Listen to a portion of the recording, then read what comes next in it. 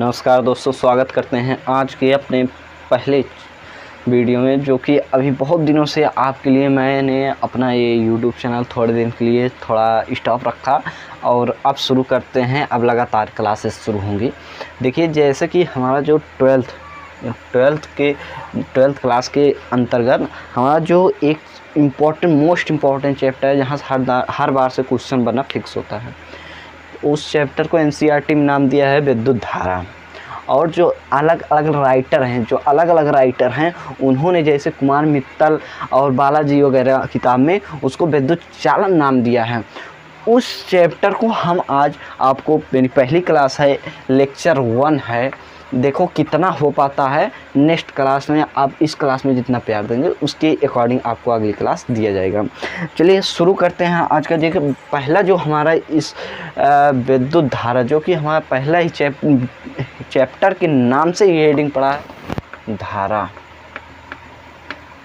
हमारी यही पहली हेडिंग है, विद्युत धारा है। जो उसको मतलब डिफिनीशन वगैरह जो होता है उसको पूरा कंप्लीट कैसे समझेंगे उसको। जैसा कि विद्युत धारा को इसे I से प्रदर्शित करते हैं, विद्युत धारा को I से प्रदर्शित करते हैं। मान लीजिए एक बार के लिए कोई चालक है आपके घरों में, जो मान लीजिए किसी चालक को एक बैटरी से जोड़ देते हैं, तो उसमें जो धारा प्रवाहित होती है, जो उसमें करंट प्रवाहित होती है, उसी को धारा कहते हैं।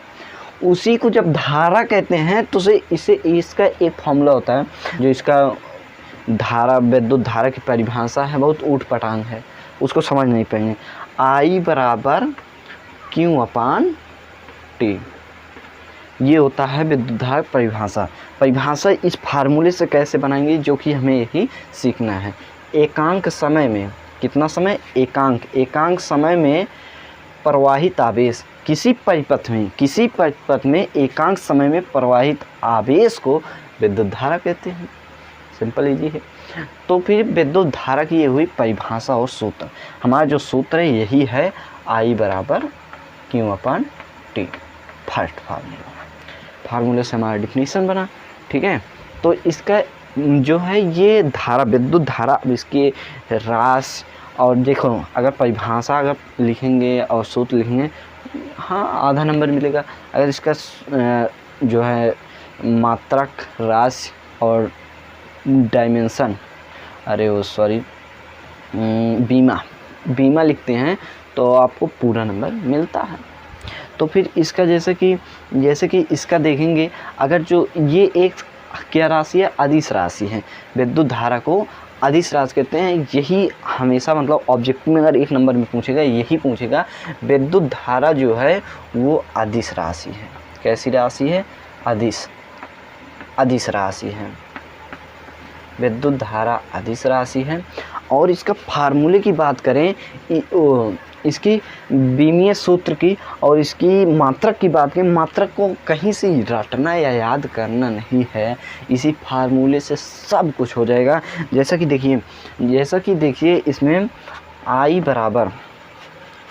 बराबर Q/T। ठीक है, तो इसका अगर मात्रक निकालें तो यहाँ पर दो मात्रक इसका है। पहला कूलाम प्रति सेकेंड, ये हमारा पहला मात्रक है, कूलाम प्रति सेकेंड। अगर दूसरे मात्रक की बात करें, जो कि इसका दूसरा मात्रक है एम्पीयर, इसकी दूसरी मात्रक है। और जो है ये एक विद्युत धारा एक मूल राशि है। इसको नोट करके लिख लेना, कहीं पर नोट करके, विद्युत धारा एक मूल राशि है। आपके क्वेश्चन पूछेगा, बनेगा। चलिए, अब इसी के साथ हमारा जो दूसरा हेडिंग है, धारा घनत्व।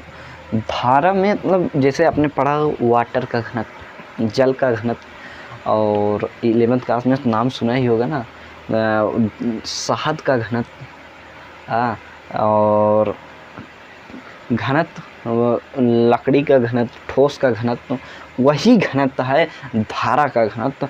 धारा के घनत्व को J से प्रदर्शित करते हैं।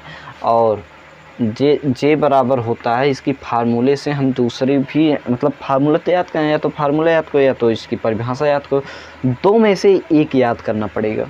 देखो अगर आपको फार्मूला याद करना अच्छा लगता है तो फार्मूला याद करें, अगर आपको परिभाषा याद करने में अच्छा लगता है तो परिभाषा जो मैं बोलूं उसे आप लिख लेना, क्योंकि इतना टाइम नहीं है एक लेक्चर में आपको पूरा साथ साथ लिखवाते चलें।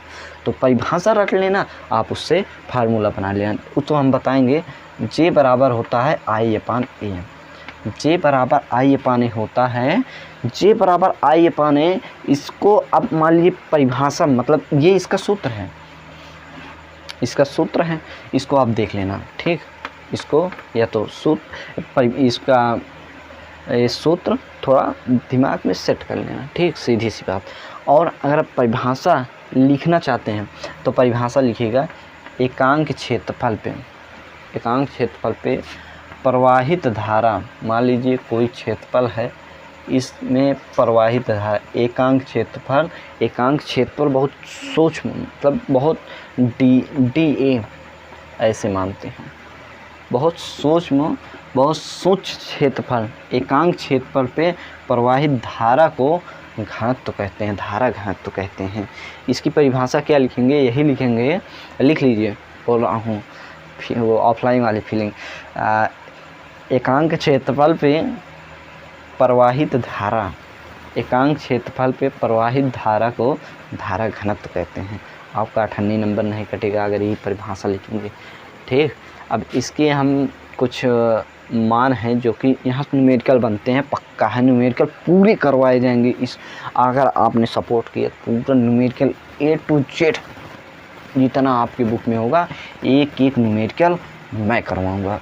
देखो इस यहाँ से न्यूमेरिकल बनेगा तो बनेगा, कैसे बनेगा उसको और डिस्कस करते हैं। देखो धारा घनत्व की ये हुई परिभाषा, इसकी जो है बीमा उमा सूत्र लिख लेंगे ना। सूत्र क्या होगा, आइए एम्पियर, धारा के एम्पियर होगा और इसका मीटर स्क्वायर, मतलब एम्पियर प्रति मीटर स्क्वायर, यही आपका क्या हुआ सूत्र, मात्रक हुआ। और यही का अगर निकालना हो डायमेंशन तो यह निकाल दीजिए। मीटर का क्या होता है A मतलब एम्पियर A और L-2 यही होगा, ठीक। इसी के साथ आइए दूसरा हम दूसरा क्या, इसी पे जो न्यूमेरिकल बनता है, न्यूमेरिकल यहाँ से बहुत बनता है, उसको हम आइए आगे विस्तार से इसका पोस्टमार्टम करते हैं। ये एक बार के लिए आपके कहा कि माना सूत्र क्वेश्चन ऐसे ही बनता है, कहता है कोई लंबाई जल है जिसमें धारा घनत्व को नियत कर देता है, उसमें डिस्कशन नहीं करता है कि L लंबाई के तार में L लंबाई के तार, यहाँ पर A जो है वो L² होगा, ठीक। L लंबाई के तार में इतना धारा प्रवाहित की जाता है, तो अगर इस तार की लंबाई दुगनी कर दी जाए तो धारा कितना प्रवाहित होगा। इसके लिए डायरेक्ट आपके पास डायरेक्ट सूत्र दिया हूँ, देने जा रहा हूँ, आप वहाँ से कर लेना। अगर मान लीजिए आपको यहाँ से उसका धारा घनत्व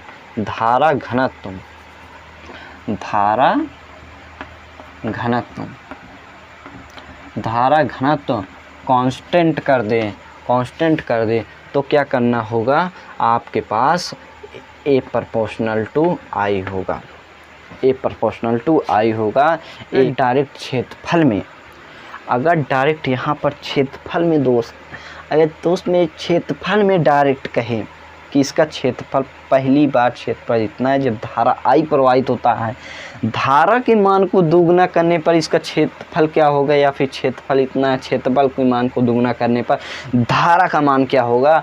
यहीं से हम मानते हैं A1 proportional to I1, A2 proportional to I2, यहीं से मानते हैं। और इसी को भाग देते हैं, भाग नहीं बटे में करते हैं, A1/A2 बराबर I1/I2।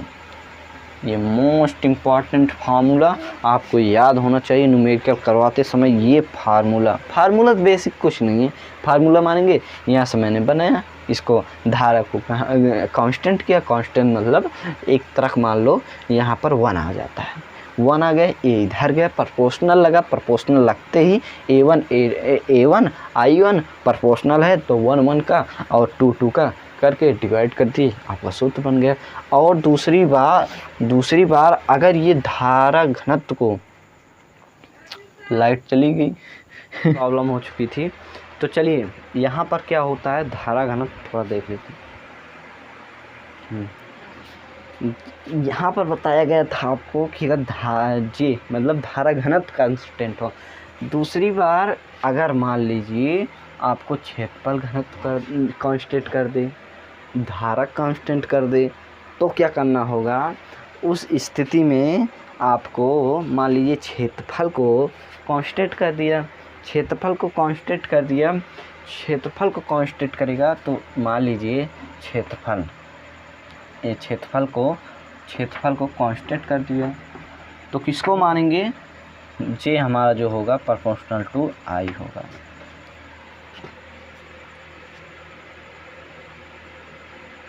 कांस्टेंट करेगा तो क्या कहेंगे, J1 proportional to I1, J2 proportional to I2।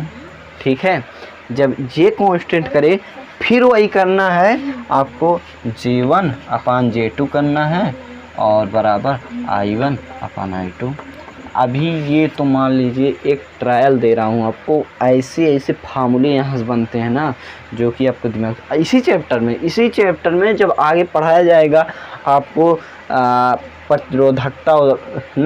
प्रतिरोधकता विशिष्ट प्रतिरोधकता, तो वहाँ पर इन फार्मूलों को ऐसे ही बनाया जाएगा। लेकिन इतना इम्पोर्टेंट हो जाता है क्वेश्चन आपके बोर्ड एग्जाम के लिए कि क्वेश्चन बनता है। तो अब क्या करें, यहाँ से क्वेश्चन बनेगा, अभी कराऊंगा जस्ट इसी बार जाते एक आधा क्वेश्चन कराऊंगा, नहीं तो आपको पूरे क्वेश्चन तो कराना ही टारगेट है।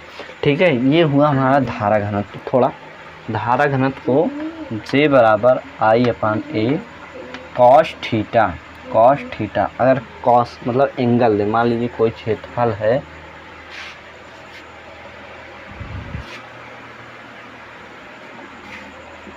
यहाँ से जान जोर रहा मारेंगे ना, मान लीजिए कोई क्षेत्रफल है, वहाँ से यहाँ पे धारा की दिशा और इसकी क्षेत्रफल की दिशा, क्षेत्रफल A के बीच धारा और क्षेत्रफल के बीच कोई कोण थीटा बने तो वहाँ पर ये फार्मूला अप्लाई करिएगा। ठीक है, ये था थोड़ा सा टॉपिक। और ये सदिश राशि है, धारा घनत्व सदिश राशि है। देखो जो पढ़ा दिया जाए, जो समझा दिया जाए वही उतना करना और अलग से मत करना।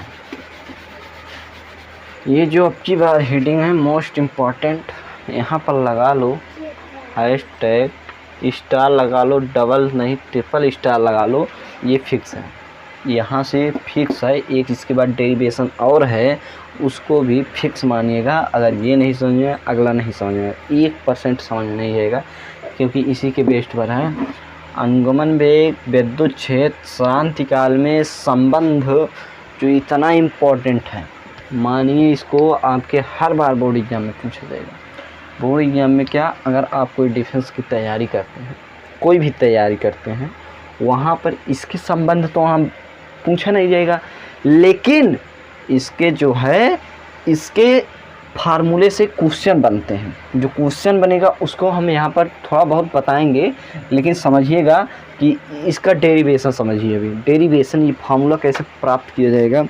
मान लीजिए कोई आपके पास चालक है, मान लीजिए चालक है जिसे बी विभवांतर से जोड़ा जाता है, प्लस टर्मिनल माइनस। ठीक है, बी विभवांतर, जिसका विभवांतर बी है, जिससे जोड़ा जाता है, जिसमें धारा आई प्रवाहित होती है। जब धारा आई, मान लीजिए इसका क्षेत्रफल ए है, ठीक, जब धारा I प्रवाहित होगी चालक में तो कि धारा की दिशा धन से ऋण की ओर होती है, जिधर धारा की दिशा होती है उसी तरह विद्युत क्षेत्र की दिशा होती है। मतलब कि विद्युत क्षेत्र E, मतलब विद्युत क्षेत्र की दिशा यहाँ पर ध्यान रखना है। ये आपको इतना कंफ्यूज करेगा कि कोई हद नहीं है। यहाँ पर समझिएगा, विद्युत क्षेत्र की दिशा हमेशा धन सिरे से ऋण सिरे की ओर होता है, जो कि धन सिरे से ऋण सिरे की ओर होता है, और जो इलेक्ट्रॉन प्रवाहित होता है वो हमेशा धारा के विपरीत होता है। इलेक्ट्रॉन, मान लीजिए धारा I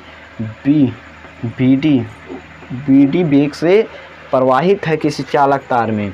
कोई चालक है जिसमें धारा I BD वेग से प्रवाहित है, जिसके कारण विद्युत धारा के प्रवाह के कारण इलेक्ट्रॉन उसके दिशा के अपोजिट गति करता है, तभी करंट फ्लो होता है। ये आप लोग प्रैक्टिकली कर लेना कभी। जब इलेक्ट्रॉन उसके विपरीत प्रवाहित होता है, इसको एक चीज़ ध्यान में रखना है, विद्युत क्षेत्र की दिशा में सा भैया तो चीज बताए। हाँ भैया तो ऐसे जब कर रहे हैं ई वाला तो ना, तो एक चीज से सुबह रहे और एक सुबह ऐसे कर रहे, बताए ना। चलिए स्टार्ट करते हैं। विद्युत क्षेत्र की दिशा हमेशा धन सिरे से ऋण सिरे की होता है। कहीं नोट कर लेना, क्योंकि इसको हमेशा मतलब कोई बताता नहीं है और हमेशा कंफ्यूज करता है। कहाँ कब इसकी दिशा को चेंज कर दिया जाए आपको पता नहीं चलता है, इसलिए यहाँ पर नोट करके लिख देते हैं, आपकी कन्फ्यूज़न ना हो। इधर लिख देंगे कि विद्युत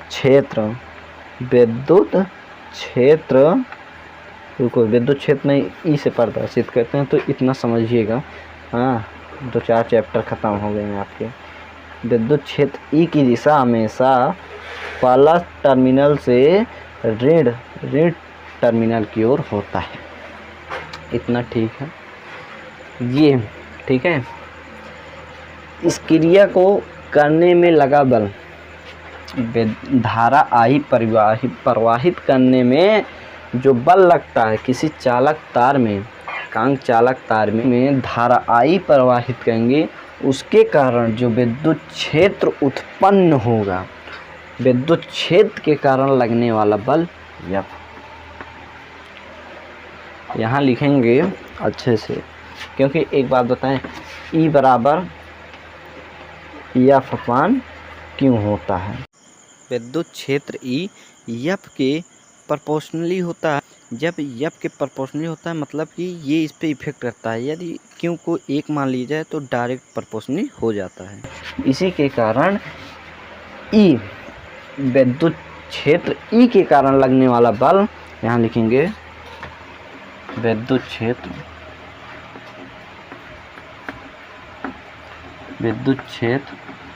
E के कारण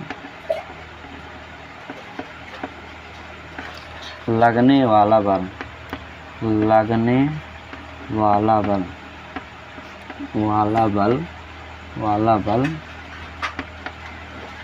F बराबर EQ। F बराबर EQ, जहाँ पर इलेक्ट्रॉन विपरीत दिशा में आवेश, एक इलेक्ट्रॉन में कितना आवेश होता है इसको आपको पहले चैप्टर में पता होगा। तो यहाँ पर क्यों ना मान के एक इलेक्ट्रॉन मानते हैं, तो F बराबर E इलेक्ट्रॉन इंटू विद्युत क्षेत्र। ये हुआ हमारा क्या, बल। अब इसमें बल लगेगा तो त्वरण लगेगा, आपने 11th नहीं पढ़ा है तो यहीं फंसेंगे नहीं। फंसने के लिए कोई बात थोड़ी ना, टाइम नहीं है 11th पढ़ने का, तो इसलिए मैं यहाँ पर आपको बताते चलता हूँ। मान लीजिए कोई बल लग रहा है, बल में क्या होता है, F बराबर M में F बराबर M A, और A बराबर क्या होता है, F अपान M, यही होता है। ए बराबर ये, जो कि ए यहाँ त्वरण है या मास है या बल है। एकांक द्रव्यमान पर लगने वाला बल, ये परिभाषा नहीं है। यहाँ पर होता है अल्फा बराबर, यहाँ पर लिखेंगे तो क्या लिखेंगे, त्वरण ए बराबर एफ अपान एम, बल के कारण लगने वाला त्वरण। यहाँ पर जब बल लगेगा त्वरण उत्पन्न होगा इस इलेक्ट्रॉन में। इलेक्ट्रॉन जो है जब ये इधर गति करेगा विपरीत दिशा में, तो फिर यहाँ पर त्वरण लगेगा तभी तो पूरी प्रक्रिया संपन्न होगी। तो यहाँ पर त्वरण जब लगेगा, जब यहाँ पर कोवा, जो कि कटहर का कोवा है, कम भुइयाँ रख दी चला है ना, तो कहाँ रखी हो। ए बराबर एफ अपान एम, त्वरण बल लगेगा, त्वरण लगेगा तो बल लगेगा। त्वरण का परिभाषा से, त्वरण की परिभाषा से वेग परिवर्तन की समय दर को dv अपान dt, यहाँ पर दिख रहा है, देख लें। वेग परिवर्तन की समय दर को त्वरण कहते हैं। वेग परिवर्तन की समय दर को त्वरण कहते हैं। इसे समीकरण 1 मानते हैं, इसे समीकरण 2 मानते हैं। थोड़ा इसे मिटा देते हैं, इसका काम ख़त्म हो चुका है। समीकरण 1 और समीकरण 2 की तुलना करने पर हमें जो प्राप्त होगा वो प्राप्त होगा dv अपान dt, dv अपान dt एफ अपान एम, dv अपान dt एफ अपान एम जो हमें प्राप्त होगा। और यहाँ से एफ बराबर ई मतलब इलेक्ट्रॉन और विद्युत क्षेत्र को हम रखेंगे यहाँ पर जो कि हम एफ का मान विद्युत क्षेत्र के पदों में यहाँ पर रखेंगे, होगा ई। ज़्यादा जल्दी कहेंगे ज़्यादा समझ में आएगा, नहीं तो देर नहीं करेंगे ज़्यादा नहीं समझ में आएगा। इसलिए जब कोई अब अवकलन और समाकलन में आपको यहाँ पर अंतर समझना होगा, नहीं तो यहाँ पर आपका रास्ता अलग हो जाएगा, यहाँ पर समझ में नहीं आएगा। अवकलन कब निकाला जाता है, समाकलन कब निकाला, बेसिक टू एडवांस। देखिए अवकलन किसी चीज़ की वृद्धि या कमी में निकाला जाता है, अवकलन करते हैं उसका। समाकलन को कब निकालते हैं, कोई मान लीजिए किसी चीज़ को समाकलन करना है तो एकांक क्षेत्रफल, बहुत सूक्ष्म क्षेत्रफल को हम उसमें उसकी कैलकुलेशन करते हैं ताकि बड़े क्षेत्रफल को उससे लिमिट लगाकर उसकी रेंज जो है उसको निकाल लिया जाए। किस लिए निकालते हैं, मान लीजिए अवकलन तो वृद्धि करने के लिए। मान लीजिए इस यहाँ से एक बात अभी नहीं समझ में आएगा, मुझे पता है। देखिए अब यहाँ पर समझाने की बात है, यहीं पर अधिकतर हार मान लेते हैं, यहीं से मुश्किलें आ जाती हैं, यहीं से छोड़ देते हैं, लेकिन हम आपको छोड़ने वाले नहीं हैं। अवकलन और समाकलन में अभी जानते हैं, अभी बहुत लोग ख़त्म कर चुके होंगे, नहीं ख़त्म किए होंगे, थोड़ा डेरिवेशन में फंसेंगे, उसको यहाँ पर हम सॉल्व करेंगे। यहाँ पर सॉल्व करेंगे, कैसे करेंगे, देखिए अगर आपको अवकलन और समाकलन, मेरे दोस्त अवकलन समाकलन में अंतर है तभी यहाँ पर आप हल कर पाएंगे। अवकलन मान लीजिए कोई किसी क्षेत्रफल को घटने या बढ़ने के लिए मैक्सिमम मिनिमम के लिए निकालते हैं, लेकिन जो समाकलन होता है मान लीजिए कोई क्षेत्र इतना बड़ा है, आपको इसको इतनी ही क्षेत्रफल के बारे में जानकारी है और इस पूरे क्षेत्रफल इसका एकांक क्षेत्रफल मतलब DA यहीं पर कहते हैं सूक्ष्म क्षेत्रफल, इसे बहुत मिनिमम क्षेत्रफल। अगर आपको इसका क्षेत्रफल पता है और इसकी रेडियस पता है, लिमिट लगाकर इसका क्षेत्रफल हम निकालते हैं। इसी को कहते हैं समाकलन। तो यहाँ पर हमें एकांक क्षेत्रफल पे हमें यहाँ देख लिए अनुगमन वेग, विद्युत क्षेत्र, शांतिकाल, इसी तीन में संबंध आएगा और जो कि अनुगमन वेग के संबंध में, अनुगमन वेग के रिस्पेक्ट में होगा। तो अनुगमन वेग कितने निकले पूरे मतलब यार चित्र तो मिटा दिया, कोई बात नहीं। मान लीजिए आपने कोई काम करना शुरू किया, पहले 0 काम शुरू किए ना, पहले दिन 0 काम किए, 1 सेकेंड में 0 काम किए, बाकी अगर लास्ट दिन जोड़ा जाए तो आप कितना काम किए उसका कैलकुलेशन करके वही हायर लिमिट होगी। यहाँ पर लिमिट का खेल होता है समाकलन में, जिसे कहते हैं निश्चित समाकलन। यहाँ पर निश्चित समाकलन का बिना प्रयोग किए हम पूरे चालक में अनुगमन वेग की व्याख्या नहीं कर पाएंगे। सॉरी, हम लगता है इस चैप्टर में अनुगमन वेग की परिभाषा को मिस कर दिए हैं, जो कि मैं यही हेडिंग ख़त्म करते ही आपको अनुगमन वेग का परिभाषा बताऊंगा। और विद्युत क्षेत्र का परिभाषा पहले चैप्टर में, शांतिकाल अभी नहीं हुआ, शांतिकाल का और मुक्त पथ, 3 हेडिंगें हैं जो हो सके लेक्चर दूसरे में बताएं, नहीं इसी लेक्चर में बता देंगे, कोई परेशानी नहीं होगी आपको इसे समझने में। अनुगमन वेग का परिभाषा में इंस्टा एक वीडियो इसके पहले ही डाल देंगे, ठीक है। मान लीजिए dB, इसका वेग जो है, मान लीजिए इसका वेग इधर जाएगा, एकांक कितने समय में इसका वेग कितना हो रहा है, इसके लिए समाकलन निकालेंगे यहीं पर, ये पानियम dt और यहाँ का समाकलन का ये चिन्ह। मैंने बताया कि इसे जोड़ा जाता है B वोल्टेज से, यहाँ पर माइनस प्लस, यहाँ पर पहले वेग जो होगा, यहाँ से धारा का प्रवाहित वेग पहले 0 होगा और अंत में इसका वेग BD होगा। यही बताया गया था। इसको अनुगमन वेग को BD से लिखते हैं, तो इसको BD करेंगे। और यहाँ पर समय की बात करें तो यहाँ पर फिर एक डाउट आएगा आपका, जो कि वही मिटाने के लिए मैं एक लेक्चर लाया हूँ।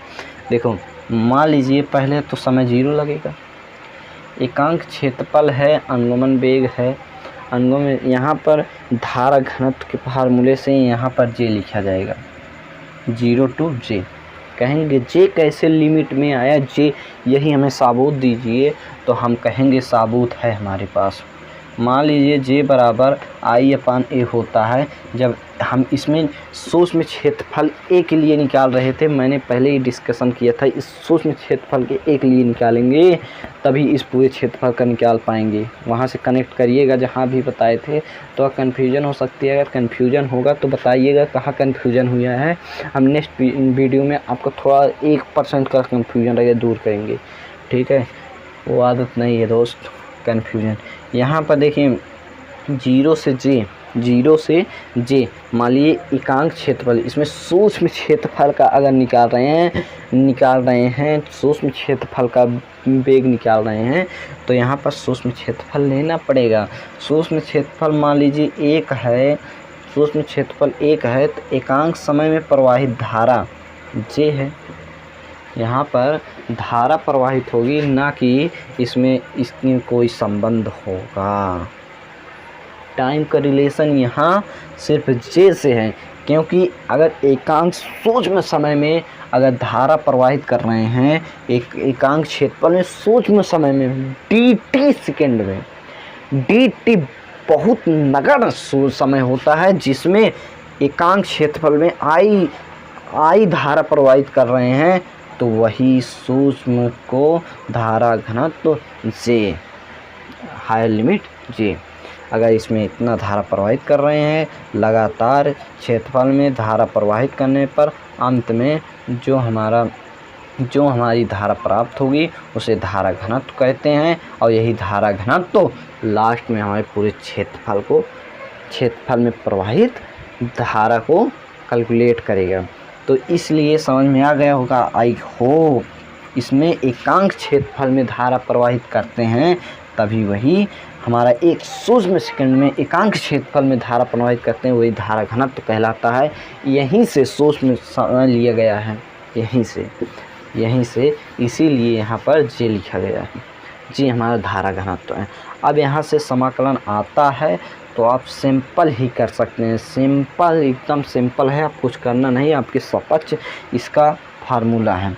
तो फिर हम इसको मिटा दें, चलो कोई बात नहीं, इसको चित्र का कोई काम ही नहीं, इसको थोड़ा चैप्टर को ही मिटा देते हैं।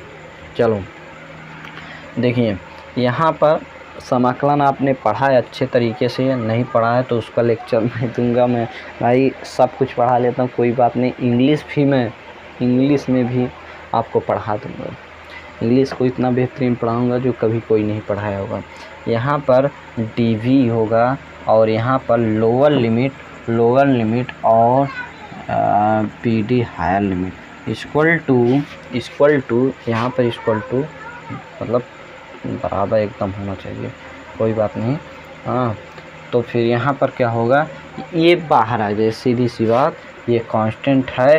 कांस्टेंट हमेशा समाकलन में बाहर ले लिया जाता है और जो है अगर अवकलन में 0 कर दिया जाता है। तो आपको पता ही होगा समाकलन में कांस्टेंट को बाहर लिया जाता है। एक स्टेप यहाँ इसी के लिए कर देते हैं, इसका स्टेप है यहाँ पर ई अपान में m बाहर होगा, इसका dt से 0 to j, ये रहा इसका पूरा। और यहीं से हम आपको दिखाते हैं ई अपान में m और यहाँ पर dt lower limit to higher limit. यहीं से अब यहाँ पर हम आते हैं, थोड़ा इसको मिटा उटा देते हैं। देखो अगर मिट गया है आपके पास तो ऑनलाइन है तो आप पीछे करके देख लेना, कोई दिक्कत है नहीं कि क्लास में है कि अब मिटा दिए अब कैसे लिखेंगे, ये बात कमेंट में मत करना, नहीं तो बहुत मारेंगे। यहाँ पर क्या होगा, 0 क्या होगा, bd minus 0 equal to E upon m और 0 to j, यहाँ पर j माइनस 0, यहाँ पर 0 का मतलब 0 है।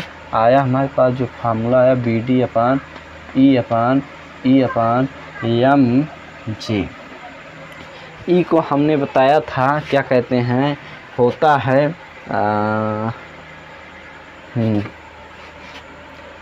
ई बराबर b अपान डी। ये इसको आपने पढ़ा है, b अपान एल, डी डिस्टेंस, एल लंबाई, b अपान एल, कुछ भी माने भाई, d माने एल माने, यहाँ पर मान सकते हैं वही है। b में सूत्र निकालें, d मतलब डिस्टेंस था वहाँ, और कुछ मानिएगा नहीं, डिस्टेंस था और ये लंबाई एल है, डिस्टेंस और लंबाई के अगर b में निकालेंगे वही यही इसका जो आएगा वही दोनों सेम आएगा, इसलिए कंफ्यूज नहीं होना, d लिखे थे अभी, ठीक। यहाँ पर जो इसका e का मान इसे रखने पर bd बराबर E V upon m l जी, यही फार्मूला है आपका, यही कुछ भी मानिए, यही फार्मूला आप लोग रखते हैं और भूल जाते हैं। इतना बेहतरीन, इतना डिटेल में समझाएं और दोबारा समझाने को नहीं कहिएगा, नहीं तो वीडियो अगर आपके पास वीडियो पछाड़ 10 बार देख सकते हैं, जहाँ डाउट हो उसे 10 बार सुनिए। लेकिन अब चलिए, आज का लेक्चर हमें लगता है यहीं तक करना पड़ेगा, बहुत थक चुके हैं, अब भूख लग चुकी है, कोवा नहीं खाए हैं। तो चलिए, आपकी देखो आपको समझ में नहीं आया, ये भी आया था, हाँ पूरा गंदा हो चुका है। चलिए नेक्स्ट वीडियो में मिलते हैं, आज के इतना ही। आप लोग याद दीजिएगा, इस वीडियो में बने रहिएगा, पूरा न्यूमेरिकल बिंदास हम कराएंगे, आप लोग टेंशन नहीं लीजिएगा, ठीक है। हाँ हल्के मत लेना।